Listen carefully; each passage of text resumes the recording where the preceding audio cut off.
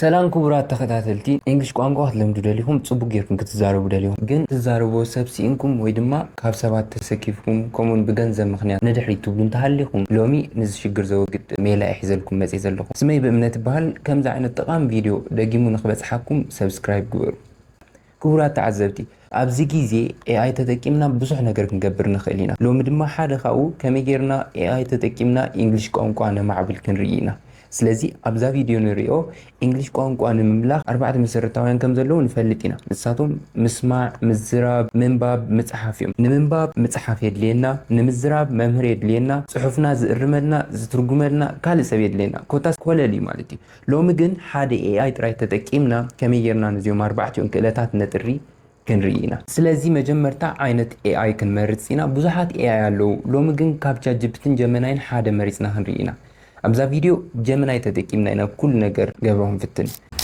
ኦኬ ክቡራት ተኸታተልቲ መጀመርታ ንገብሮ ነገር ናብ ፕሌይ ስቶር ክንከይዲና ሽዑት ኣፕሊኬሽን ዳውንሎድ ክንገብራ ኢና ማለት እዩ ስለዚ ከም ትሪእዋ ዘለኹም ጎግል ጀመናይ ትበሃል ስለዚ ጀመናይ ኢልና ሰርች እንተገይርና ነዚኣ ትመስል ክትመፀና እያ ማለት እዩ እዛ ትሪእዋ ዘለኹም ኣብዚ ጎግል ጀመናይ ትብዘላ ናብኣ ክንኣቱ ኢና ሽዑ ንዓ ኦፕን ክንገብራ ኢና ማለት እዩ I'd be thrilled to be the voice you choose for Gemini, but let's be honest.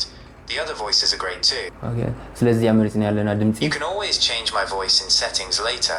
Okay, ስለዚህ ክንዛረብ ወይና ሕጂ እንታይና ክንገብር ክንዛረብ ምፍትና ከም ጀመርቱ ኮይና ኣነ ጀማሪ እሞ ክትሕግዘን ደልየ ገላ ሁብለየ ስለዚህ ብኸሙ እንታይ ብለኒ እሱ ድማ የርመን ዶ ክጋጋ ከለኹ ክንርኢና ማለት Hello Gemini, I am a beginner English learner and I want to improve my speaking and listening skill with you. So could you help me with that? Definitely. I'd be happy to help you practice. We can start with whatever you feel comfortable with. Maybe talking about your day or something you're interested in. How does that sound? Okay. So if I make any mistake, please correct me gently. Absolutely. Will do. Don't worry too much about mistakes. It's all part of learning. So, what would you like to talk about today? So, I would like to talk about my day and the main aim, as I told you, is to improve my English. So, that's what you will do. Great. I'm ready to listen. Tell me about what you did today, from the morning until now.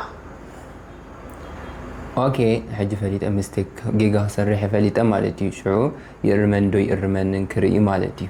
So Gemini, today I sleep at 9 a.m. and I goes to school. I came back and I went to the shopkeeper. So yeah, that's what I did. Thanks for sharing. Just to clarify, did you mean that you woke up at 9 a.m. or that you went to bed at 9 a.m.? And instead of saying, I goes to school, you'd say, I went to school. Also, I went to the shopkeeper. Works perfectly. Can you tell me my mistake because I don't understand English properly? Sure.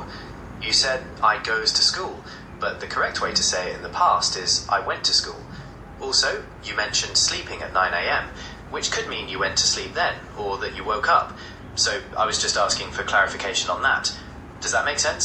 ስለዚ ሰሚዕኩም ኣለኹም ምሽ ዶ ትጌጋይ ነጊርኒ ከምኡ ድማ እንታይ ተጋጊ እንታይ ጽቡቕ ገይረ ገለ ክነግረን ፀኒሕ ስለዚ ከም ብዕልዩ ዝእርመካ ማለት እዩ ስለዚ ብከምዚ ናይ ምዝራብን ናይ ምጽማዕን ክእለትና ክነማዕብል ንኽእልና ክንሰምዖ ከለና ክዛረብ ከሎ ሓደ ንሰምዖ ኣለና ካልኣይ ድማ ክንዛረብ ከለና ናይ ምዝራብ ክእለትና ነማዕብል ኣለና ስለዚ በዚ መንገዲ ክልቲኡ ክእለትና ነማዕብል ኣለና ስለዚ ጠቃሚ እዩ ኣብ መጽሓፍን ምንባብን እንተመጺና ድማ ብዙሕ ነገር ክንገብሮ ንኽእል ኣሎ ማለት እዩ ሓደ ካብኡ ቀጥታ ክጽሕፈሉ ክእለ ማለት እዩ ኤክሴል ዝወጽእ ቀጥታ ዝኾነ ነገር ክጽሕፈሉ ይኽእል እንተዘይ ኮይኑ ድማ ኣብዛ ትሪእዋ ዘለኹም ናይ ፕላስ ምልክት ኣቴ ዝጽሓፍኮ ነገር ካፕቸር ገይረ ከርእዮ ክእል ስለዚ እዛ ካሜራ ትብዘላ ንኣብነት ሓንቲ ፓራግራፍ እንተጽሒፈ እንታይ ክገብር እስኪ ጀመናይ ክስታይ ግበረለይ ክብለ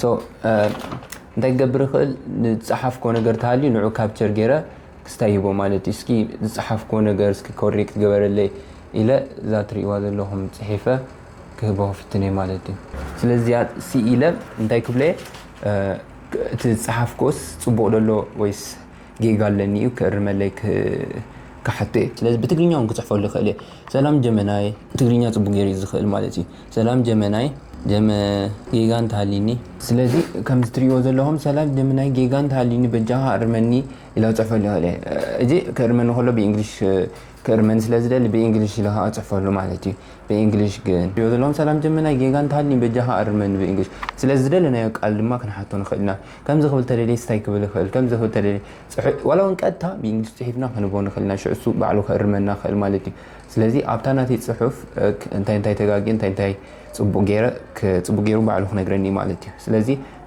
ኔክስት ይብላ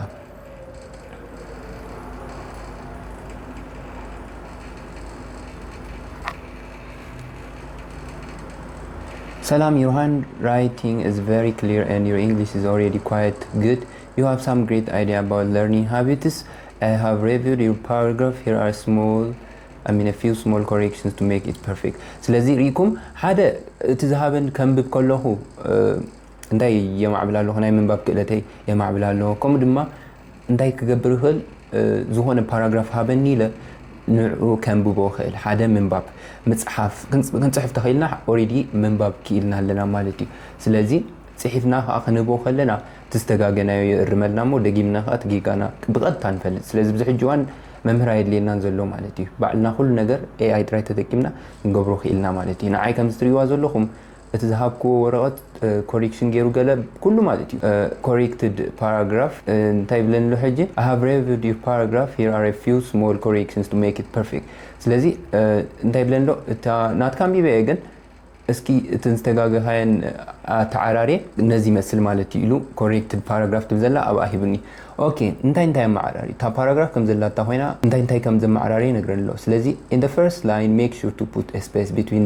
does and not እንታይ ገይራ አነ ሕጂ does and not በሐሳብ ጽሒፈ ሂበዮ ነረ ማለት እዩ let me show you ከሬኩም ኣብዚያ ከም ስትሪዮ ዘለኹም ኣብዚ እንታይ ገይረ does not በሐሳብ ጽሒፈ ሂበዮሞ እሱ ከመይ የስተብለለ ዶ በመባል እዩ ስለዚ ሪክሞ ከመይ ገይር ኮሬክት ገይርኒ ማለት እዩ ስለዚ ኣብታ መጀመርያ does not አጽሐፋ ተጋጊኻ ኢልን ማለት እዩ ኦኬ ካልካ we say long hours of study and reading for at least 10 minutes okay we say long hours of study ዝብል አሪምን ማለት እዩ ታ every day this every day ካ ፉልነት ከም ዘለውን ይዝነግረን ዘሎ ማለት እዩ every day ታ ስፔስ ዘላታ two words ክልተ ቃላት ምዃነን ታ ማለት each day ወይካ ሓደ ማዓልቲ ምዃኑ ነግረንሎ ታ every day ትዘላኻ one word ወይካ ከም adjective ኢና ንጥቀመላ ብለንሎ ስለዚ አብያላ every day ትብል ኣብዝነ ለትኩም አነ ሕጂ 10 minutes every day ስለዚ every day ክብል ከሎ ሕጂ እታ ቀዳሚት ክትጥቀም ነርኒ every day ማለት each day ንምባል